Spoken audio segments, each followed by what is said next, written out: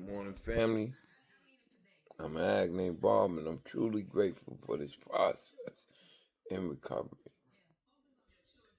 And please, please forgive me for sometime I do curse, and it is not appropriate for children or adults for that matter. But this disease want me dead, and cursing about it is sometimes the only way I can describe the monster that has destroyed my life for over the last 30, 40 years in some capacity, whether I was using, working a job, or selling drugs, killing my people, I was lost. And that disease wanted me dead. And each part that I have just described is a part of the disease, because when I was at the job working honest and making an honest living, I was thinking about selling drugs to get more money so I could make the people happy around me. So at no point did I have any freedom in my life, even when I wasn't using, So my last 45 years ain't been just using. Off and on, yes. But as far as, you know, I've had some super victories selling drugs, so to speak. And I humbly say that because the finer things uh, that I had came accustomed to, that my father gave me a vision to want, when I got those things, I prayed for them things to leave because it brought so much attention from so many unwanted people, in relationships and everything else, man. I was just lost. And I didn't have a clue what living was. Everything I learned about living almost killed me. So forgive me when I curse sometimes, because the disease didn't discriminate when it came to me. So I want everyone to pretty much know what it is. That's how bad I want to expose them. Is sometimes the best way to expose the disease is by cursing about it.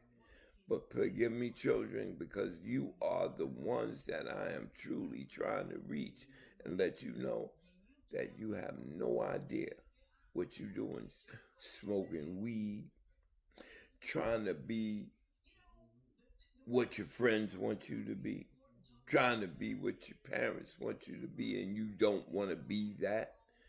Make no mistake about it, your parents want the best for you, but sometimes it ain't what you want, and you're going to struggle as a result of it, and you're going to be miserable until you find your own way, and hopefully it is the right way, because confusion creates chaos.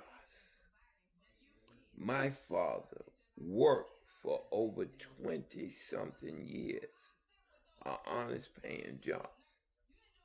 As a result, he was a gambler.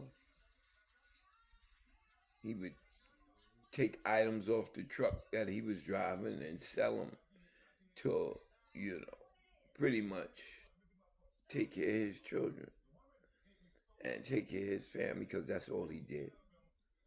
And when I tell you he was the greatest man I ever met in my life, he was the greatest man I ever met in my life. Some might not think so, because he gave us a choice whether to sell drugs or go to school. He wanted us to know both sides, but so nobody wouldn't get over on his children. And he meant well. But it didn't go that way, because selling drugs meant more to me than going to school. It was just too much money involved. And I humbly say that, because my journey don't have to be your journey. And I wish it wasn't my journey, but it was. But I wouldn't change nothing in my life that has happened. For it is why I sit before you being the man that I am right now, that I'm able to speak and give my life on a play by play basis. Everything that's happened in my life, from them staircases to Hollywood, so to speak, because I drove every kind of car you can imagine, and every last one of them was paid for. And I wish I had that money right now, I must say. So this is not a bragging. This is just a testimony as to my life and how I lived and how my father was the one who introduced me to that life. And as a result, when I was on that ground, the life he had introduced me to kept calling me, telling me, "What are you doing? What are you doing on that ground? You don't belong there." And with God's grace and His mercy, He picked my dirty self up and brushed me off. And here I am. I'm an ag named Bob, and I'm truly grateful for this process.